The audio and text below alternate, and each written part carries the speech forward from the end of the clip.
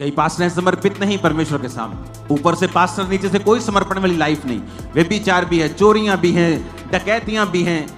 तो वैसे लोग हैं, क्योंकि आप भी प्रभु के साथ वफादार नहीं तो आपके लोग भी आपके साथ वफादार नहीं। इसलिए कहा कि अगर आपने अपने लोगों को बाबा मेंटालिटी ही अभी देनी है तो आपको पास्टर बनने का कोई फायदा नहीं। बाइबल कहती है पौलुस के ऊपर ऐसी ग्रेस थी कि रुमाल और अगोछे पौलुस की देह से छुआ कर जाकर बीमारों पर लगाते थे, वो चंगे होते थे। अब किसी के पास अगर ये ग्रेस नहीं है वो यूज नहीं कर सकता, लेकिन ये नहीं कि ये बिब्लिकल नहीं है।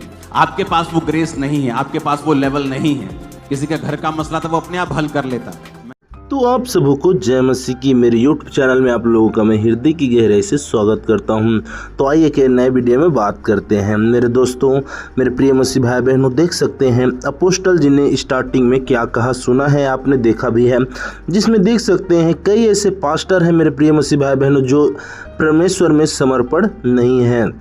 देख सकते हैं उसने कहा है, ये वीडियो आप लोगों ने पूरा देखेंगे तो समझ जाएंगे कि ये पूरा उसी के लिए बना हुआ है। देख सकते हैं कई ऐसे पास्टर हैं जो मसीह में परमेश्वर में समर्पण नहीं है मेरे दोस्तों। और देख सकते हैं जो समर्पण होते हैं वो पौलुस के समान होते हैं मेरे दोस्तों। देख सकते हैं जब पौलुस के शरीर से जब किसी भी रुमाल या किसी भी कपड़े को छुआ करके किसी बीमार के सर पे या किसी हाथ पे या कहीं पर भी रखा जाता था तो देख सकते हैं दोस्तों जो बीमार अवस्था में था वो चंगे हो जाते थे।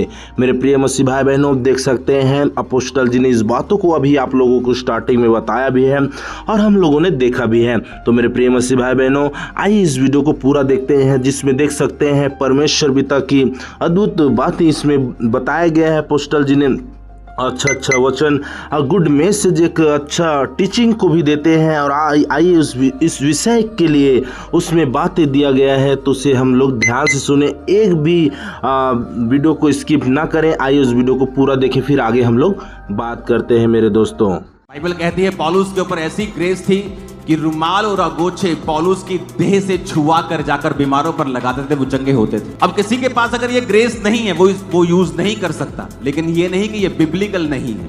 आपके पास वो ग्रेस नहीं है, आपके पास वो लेवल नहीं है। किसी का घर का मसला था वो अपने आप हल कर लेता। मैंने टांग अड़ाई और बेइज्जती करवाई। इसलिए कहा कि अगर आपने अपने लोगों को बाबा मेंटालिटी ही अभी देनी है तो आपको पास्टर बनने का कोई फायदा नहीं, क्योंकि बाबा लोग भी यही कहते हैं, आपको बाबा से मिलना है। अगर आपको क्रिश्चियनिटी में भी यही ट्रेंड फॉलो करना है तो फिर आप क्यों आए हो? क्योंकि क्रिश्चियनिटी में आपको मिलना मुझसे जरूरी नहीं, मुझे सुनना बहुत जरूरी है आपको। अगर आप मुझे सुन सकते हैं तो आप वो सब कुछ ले सकते हैं जो मैं आपको कह रहा हूं। बाइबल कहती है पौलुस के ऊपर ऐसी ग्रेस थी कि रुमाल और अगोछे पौलुस की देह से छुआ कर जाकर बीमारों पर लगाते थे, वो चंगे होते थे। अब किसी के पास अगर ये ग्रेस नहीं है वो यूज नहीं कर सकता, लेकिन ये नहीं कि ये बिब्लिकल नहीं है। आपके पास वो ग्रेस नहीं है, आपके पास वो लेवल नहीं है। जब परमेश्वर ने लाखों को छूना हो और परमेश्वर को मालूम हो कि मुझे लाखों को छूना है तो परमेश्वर माध्यम बनाता है। ये साउंड भी आज माध्यम है परमेश्वर की आवाज आप तक जाने का। ऑयल एक माध्यम हो सकता है, परमेश्वर छड़ी को इस्तेमाल कर सकता है, वो गधे की जबड़े की हड्डी को इस्तेमाल कर सकता है। और इसलिए हम लोग खुद ही परमेश्वर को लिमिटेड कर देते हैं कि नहीं, परमेश्वर इस तरह से काम नहीं करेगा इस चर्च में, वो इस तरह से काम नहीं करेगा, वो सिर्फ इस तरह से करेगा। इसलिए हम छोटे लेवल पे रह जाते हैं, हमारा दिमाग भी छोटा रह जाता है। इसलिए आपको सुनना जरूरी है कि परमेश्वर आपसे क्या कहता है। आप चर्च में आते हैं, आप टेस्टिमनीज को सुनते हैं, आपका फेथ बिल्ड होना शुरू होता है। परमेश्वर आपकी वफादारी को भी चेक करते हैं, वो देखते हैं आप सिर्फ आशीष पाने के लिए तो चर्च में नहीं आए, और एक दिन फिर वो आपको छूते हैं और आपकी शर्मिंदगी को सदा के लिए दूर कर देते हैं। अब ये प्राउड मम्मा है और प्राउड पापा है, जब ये अपने घर से निकलता होगा तो सिर ऊंचा करके निकलता होगा। बाइबल कहती है नाश होने से पहले घमंड आता है। अगर इस चर्च में थोड़ा सा भी प्राउड होता शैतानी तो ये कब की नाश हो चुकी होती। बहुत से चर्चेस होली स्पिरिट को मिस कर देती, अपने आप को लिमिटेड कर देती, पवित्र आत्मा को बक्से में बंद कर देती कि तू ऐसे ही काम करेगा यहाँ, जबकि पवित्र आत्मा बहुत रीति के साथ काम करता है। इसलिए तो नमान कोड़ी समझ नहीं पाया था, कहता ले मैं तो सुनिया सी हाथ रख के प्रार्थना कर दे, मैं आया थे, ये बाहर तक नहीं निकलिया परमेश्वर का नबी, और परमेश्वर के नबी ने अंदर से कह दिया जा और यरदन नदी में 7 डुबकियां मार तो तेरा कोढ़ ठीक हो जाएगा। तो कहता कि मेरे देश की नदियां तेरे यरदन नदी से कहीं अधिक साफ और सुंदर और बड़ी अच्छे पानी वाली हैं, पीने वाले पानी। तेरी तो नदी तो कीचड़ वाली है। तो वापिस जा रहा है गुस्से से और उसका नौकर कहता है कि क्या मुश्किल बात बोल दी उसने, यही तो कहा डुबकियां मार। कितनी मुश्किल है, तू इतना सोना चांदी लेके आया है, तू क्या क्या तूने नहीं किया, क्या क्या इंतजाम नहीं किए, क्या क्या उपाय नहीं किए, तो ये डुबकी मारनी है, सामने नदी बह रही, मार डुबकी। और लिखा जब 7वीं डुबकी मारी तो कोट ठीक हो चुका था। तो कई बार हम अपने तरीके से पवित्र आत्मा को चलाने की कोशिश करते हैं कि मुझे ये नहीं करना, मुझे ये नहीं करना, मुझे तेल नहीं लगाना, मुझे ये नहीं करना। पवित्र आत्मा जानता है किस रीति से काम करना है, उसे सिखाओ मत, उससे सीखो। जब आप उससे सीखेंगे आप और बढ़ेंगे, नहीं तो आप अपने आप को लिमिटेड कर लेंगे। अगर आपकी कैपेसिटी 10 लीटर की है तो परमेश्वर आपको 15 लीटर नहीं देगा, वो आपको भी नाश नहीं करेगा और अपनी बरकत को भी नाश नहीं करेगा। इसलिए प्रभु ने कहा था कि अगर दाख को वो देखना चाहता था कि वह कौन सा है, परंतु भीड़ के कारण देख ना सकता था क्योंकि वो नाटा था। तब उसने उसको देखने के लिए आगे दौड़कर एक गूलर के पेड़ पर चढ़ गया, क्योंकि यीशु उसी मार्ग से जाने वाले थे। यीशु उस जगह पहुंचे तो ऊपर दृष्टि करके उससे कहा, हे जक्कई झट उतरा, आज मुझे तेरे घर में रहना अवश्य है। वह तुरंत उतरकर आनंद से उसे अपने घर ले गया। ये देखकर कि सब लोग कुड़कुड़ा कर कहने लगे, ये तो एक पापी मनुष्य के यहाँ जा उतरा है। जक्कई एक चुंगी लेने वालों का सरदार आदमी था, एक ऐसी पोस्ट जिससे यहूदी लोग नफरत करते थे। तो ये ऐसी पोस्ट थी जहां पर वो नाजायज तरीके से भी लोगों पर डबल टैक्स इंपोर्ट कर देते थे कि नहीं तू 5 नहीं तू 10% देगा, तूने ये वाला रूल तोड़ा है। इसीलिए जब उसने तौबा की थी, उसने कहा था, परमेश्वर अगर मैंने जानबूझ के किसी का गलती से ले लिया है तो मैं उसको वापिस कर देता हूं। कहता मैं अपनी आधी संपत्ति कंगालों को देता हूं, यदि कुछ का अन्याय करके ले लिया है तो चौगुना फेर देता हूं। परमेश्वर ही जानते हैं।